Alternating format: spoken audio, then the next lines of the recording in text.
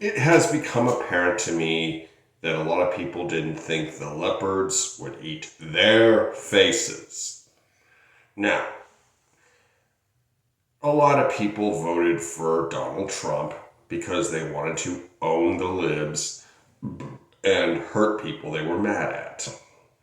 Now, I can understand that and emphasize with that completely. I personally love seeing my enemies writhe in pain. However, it is not particularly practical because to get people out of MAGA, to de radicalize them, we have to give them an alternative.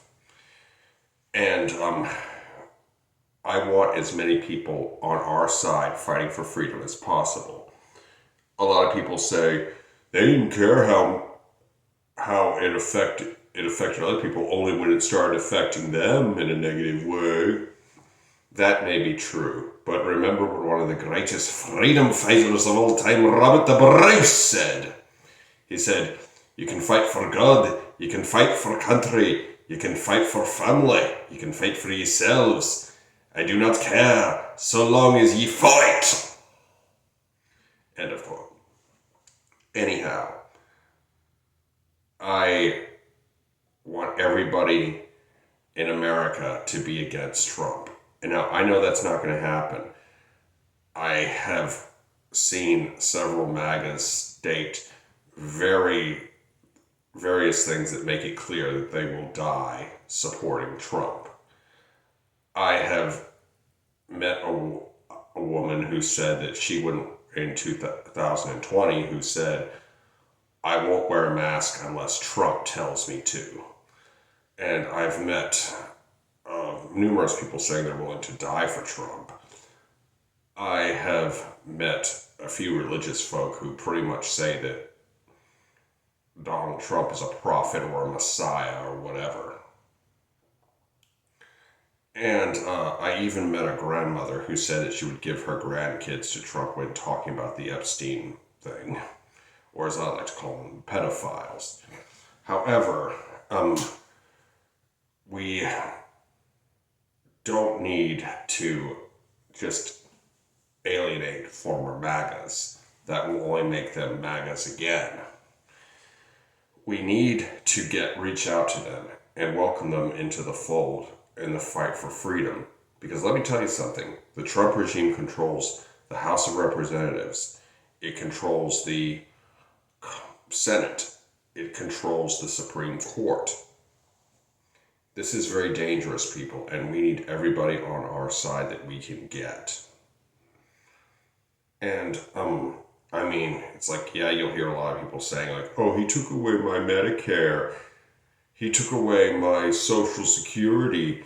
He took away my retirement. He took away my, my kids or my aging parents can't get the insulin. The grocery prices are up." But it worked because of all the xenophobia. The immigrants have left my lands, and I'm going to have to sell them to some rich guy, some really, really, really rich billionaire.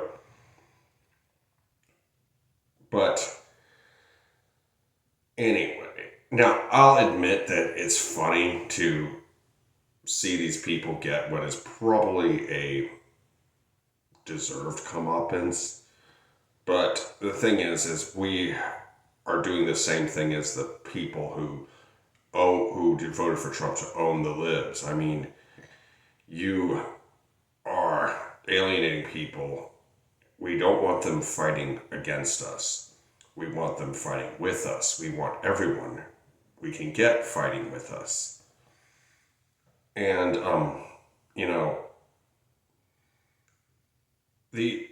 another thing is that I want you to learn about Donald Trump or any other politician is that when they promise you good things, do not believe them. When they promise you bad things, believe them. And that's a simple rule I use with politicians. And it's a rule I think everyone should use. Because Donald Trump promised a lot of bad things, and he delivered. And he promised a lot of good things, and did not deliver them. And so, let this be a lesson to all of you. And to be fair, a lot of MAGAs, they only did it because everybody else was doing it, and a lot of them are working really hard. They don't have time to watch the news. They don't have time to make themselves better informed. And, but frankly, when I heard that people in ruby red states were screaming, tax the rich, tax the rich, tax the rich, that is a hopeful sign, people. And I don't think we should shove those people just off to the side. We should help them and integrate them into our cause. And, you see, frankly, I don't care what your motivations are for standing against Trump. We don't need to have an ideological purity test for this shit. We are Americans, and we must stand united against the greatest threat that we have ever faced, and the worst president of all time. Now, I'm a historian, and I've looked back through the history, and I've seen my full share of bad presidents. Looking back over the course of history, I mean, this country has had, George W. Bush, it's had Jimmy Carter, it's had Richard Nixon, it's had,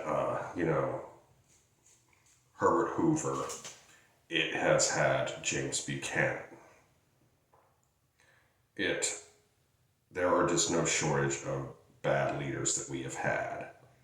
But Donald Trump, in my opinion, is simply the worst ever for a multitude of reasons. I've actually made a video or two on this subject. You can go back in time and look them up. But I'm not trying to go FAFO or anything like that. I just want people on my side so we can defeat the Orange Menace. Now, defeating the Orange Menace will not be easy. There are signs that the election was cheated. And I mean, it could have been any number of things. It could have been the Mossad, the Russians, or Elon Musk, or maybe a combination of two, or all three, or more that I mentioned. But one thing I want you to remember about Donald Trump is that every accusation he makes is a confession. And that's something my mentor told me. And so far, he has been proven right with stunning consistency. So anyway, let's forget about the petty shit and let's work to end this threat once and for all. That's all for now. I hope you enjoyed this video. Be sure to like, comment, share, and subscribe. Be good, y'all. Peace.